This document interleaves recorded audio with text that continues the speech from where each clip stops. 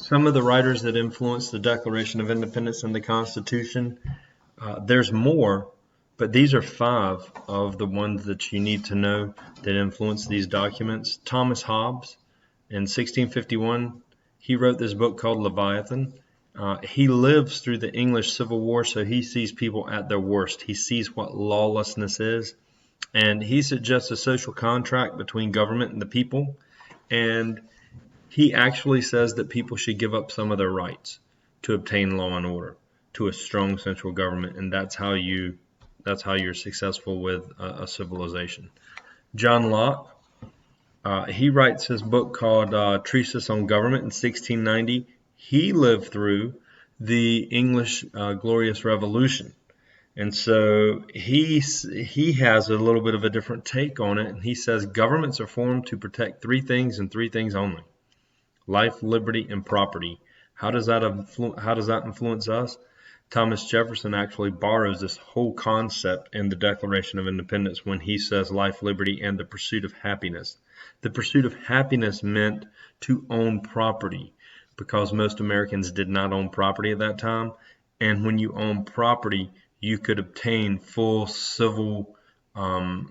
full civil duties, meaning your rights. You could vote. You could hold office. So that was the pursuit of happiness in the Declaration of Independence. So it meant the exact same thing John Locke said, property. It's just Jefferson said pursuit of happiness because most people did not own property.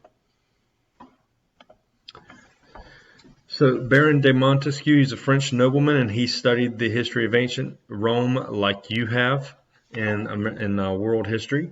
And he said that basically Rome went wrong when they lost their republic. In other words, Julius Caesar began the downfall of Rome, and with his successor Augustus, when they established the emperorship, that's when people lost their rights. That's when people lost their liberties, and he said that's when the Rome made a fatal mistake. So anyway, and you've studied that. So he writes his book on the spirit of laws in 1748, and he believed that government should have balanced power divided up 3 ways, each branch as equal as the other. And it's not in here. He believed in checks and balances. He wrote extensively about this stuff in the book on the spirit of laws. So think about how that influences our Constitution, because don't we have branches, and don't we talk about our checks and balances? Jean-Jacques Rousseau, he lived from 1712 to 1788. He writes this book in 1762 called The Social Contract, in which he argues man is born free, yet everywhere he's found in chains. And he said that people should allow governments to govern them. There should be a social contract between the people and government, and that the people have all the power. And if they want to change the government, I mean, it's up to them. So what he meant by men are born free, but everywhere they're in chains, basically everybody's born free.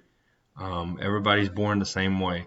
Thomas Jefferson takes this concept out of the book, The Social Contract, when he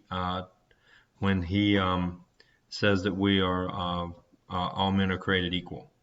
So he says all men are born free, but everywhere they're found in chains. As you get older, social requirements are put upon you, and they limit your freedoms. Cesar Bonasana, he writes this book called Crime and Punishment in 1764, and he argues against torture. He argues against cruel and unusual punishment, and he wants to abolish capital punishment, in other words, executions. He argued for a speedy and fair trial. You'll see this in our amendments, the speedy and fair trial. And you have to ask, when this nation was founded, did we practice capital punishment? The answer is no, we did not. We followed his take on this. So we developed capital punishment over time after we were a nation. So here, once again, is a list. You should already have this. I've already put it in your notes, but make sure you kind of go over it and review it, and make sure you know American law, colonial government. Make sure you know our influences are the Magna Carta, Make sure you know Greek and Roman text. I haven't stipulated enough how our founding fathers were obsessed, almost on the verge of obsessed with Greek and Roman literature.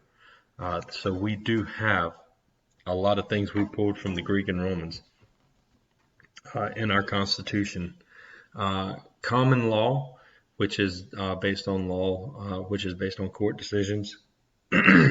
Enlightenment ideas, Mayflower Compact, and the English Bill of Rights.